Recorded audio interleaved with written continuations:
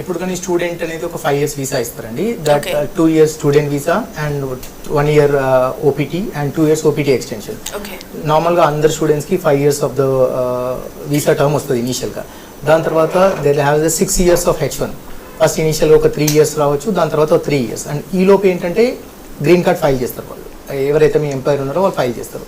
And ఇప్పుడున్న పరిస్థితి ప్రకారం EB3 అనే కేటగిరీలో it takes more than 100 years to get a green card అని అంటున్నారు. So it will take ever to get a green card. అది ఇప్పుడున్న పరిస్థితి. అండ్ ఇప్పుడు నేను సార్ మాట్లాడిన దాంట్లో యాడ్ చేయాల్సింది ఏంటంటే యూనివర్సిటీస్, ఇప్పుడు మన one of the spokes person spoke about this universities గురించి. Is also looking at the accreditation of the universities. ఇప్పుడు ఎవ్రీ ఇయర్ చాలా యూనివర్సిటీస్ క్లోజ్ చేస్తూ ఉంటారు. బట్ అగైన్ దాంట్లో ఏంటంటే కొంతమంది స్టూడెంట్స్కి తెలియదు, ఇక్కడ ఉన్న కన్సల్టెన్సీస్ రాంగ్గా గైడ్ చేసి అటువంటి యూనివర్సిటీస్ పంపించడం వల్ల, లేదా కొంతమంది స్టూడెంట్స్ పార్ట్ టైం జాబ్స్ కోసం కావచ్చు, వేరే వాటి కోసం కావచ్చు, పెద్ద యూనివర్సిటీ నుండి చిన్న యూనివర్సిటీస్ ట్రాన్స్ఫర్ అయ్యి ఇవాళ రేపు మూసేసే యూనివర్సిటీస్లో ఉండడం వల్ల they will be out of status. ఇట్లా అవుట్ ఆఫ్ స్టేటస్ అయిపోవడం వల్ల వాళ్ళ ఫ్యూచర్ అంతా కూడా నాశనం అయిపోతుంది. సో ఈ విషయంలో స్టూడెంట్స్ జాగ్రత్తగా ఉండాలి. అండ్ ఎప్పుడైతే ఎవ్రీ ఇయర్ జరుగుతాయండి. అందుకే ఏంటంటే before you select a university, you should select a good university. And యూనివర్సిటీతో పాటు ఇప్పుడున్న పరిస్థితుల్లో మీరు ఎంచుకునే కోర్స్ కూడా చాలా ఇంపార్టెంట్. అండ్ యాజ్ సార్ ఇప్పుడు మాట్లాడుతున్నప్పుడు ట్రాన్స్జెండర్ విషయంలో president Trump also signed an agreement, an amendment saying that transgender కి వాళ్ళకు రైట్స్ లేవు అనే దాని గురించి మాట్లాడుతున్నారు. And they are avoiding these people in the army also. Overall ఇప్పుడు ఆ డెసిషన్ తీసుకుంటే ఒక 15,000 people ఆర్మీ నుండి బయటికి రావాల్సిన పరిస్థితి ఉంది. So these are other things. So further గా ఎలాంటి ఇంపాక్ట్ ఉంటుందో కూడా మాట్లాడదాం.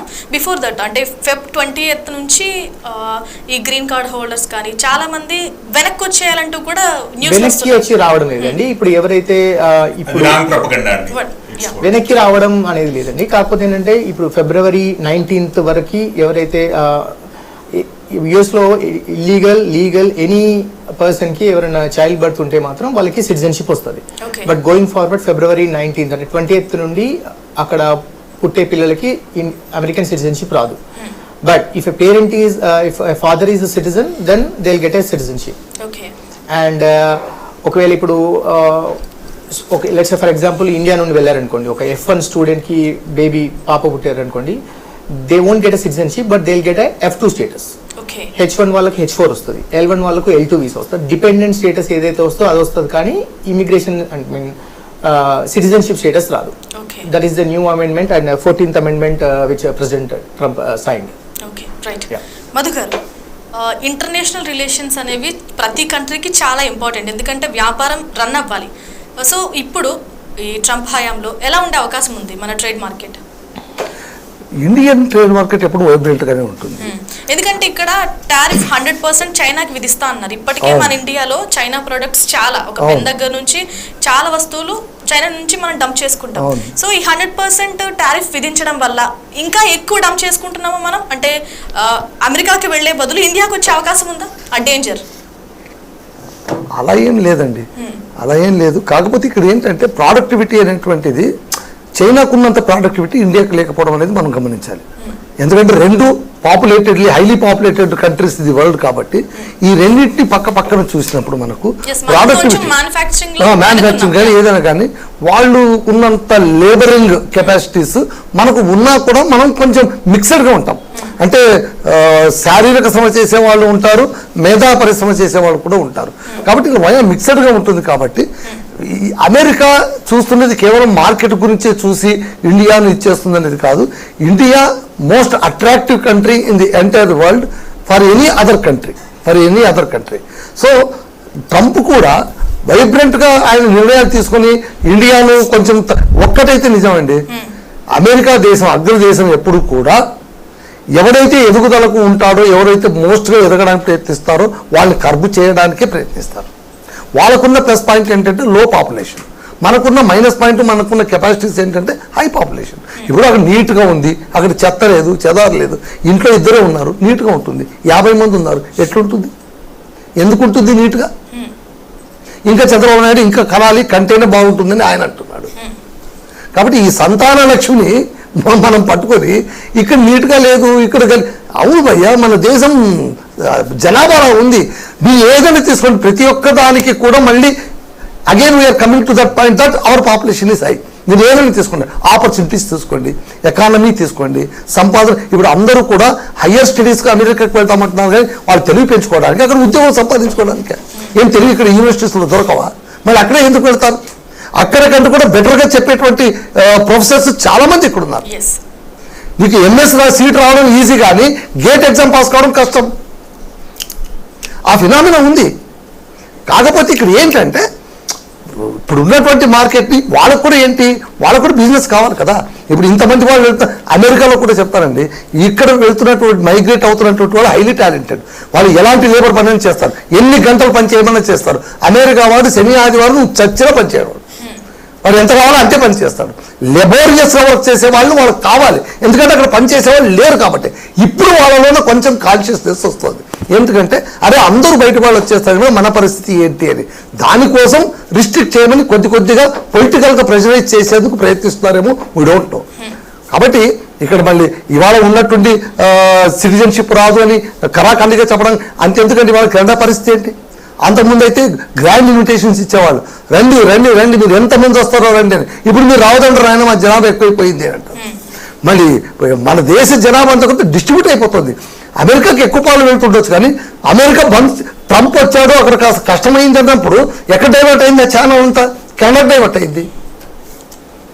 సో అంటే ఇక్కడ struggle for existence, survive of the fittest అంతే. ప్రపంచవ్యాప్తంగా ఎవరికి సత్తా ఉంటుందో వాడు వెళ్ళిపోతూ ఉంటాడు. నువ్వు ఇప్పుడు హైదరాబాద్ ట్రాఫిక్ లాంటిదండి ఇమిగ్రేషన్ అనేది.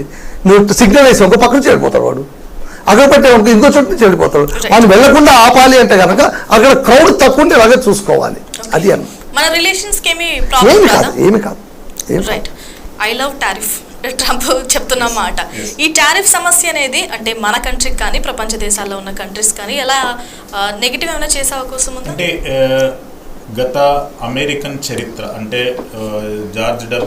వాషింగ్టన్ నుండి ఈ రోజు వరకు ప్రతి ప్రెసిడెంట్ అమెరికాలో సిటిజన్స్ దగ్గర ట్యాక్స్ కలెక్ట్ చేసి అమెరికాను డెవలప్ చేద్దామని అనుకుంటున్నారు.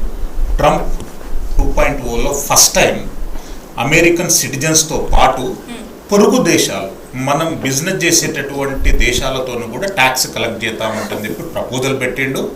In the history of America first time external taxation గురించి ఒక మినిస్ట్రీని ఏర్పాటు చేశారు, ఒక మినిస్టర్ని ఏర్పాటు చేశారు.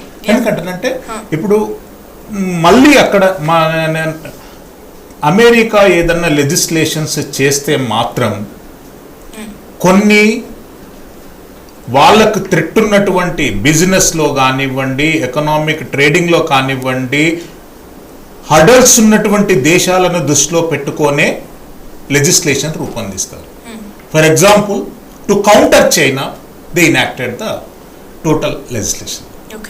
అది ఇండియాను టార్గెట్ పెట్టుకొని కాదు, ఇండియాకు మనకు అమెరికాకు జరుగుతున్నటువంటి ఒప్పందాలలో కానివ్వండి, ఎక్స్పోర్ట్ ఇంపోర్ట్లో కానివ్వండి, ఇండియాది అప్పర్ హ్యాండ్ ఉంది.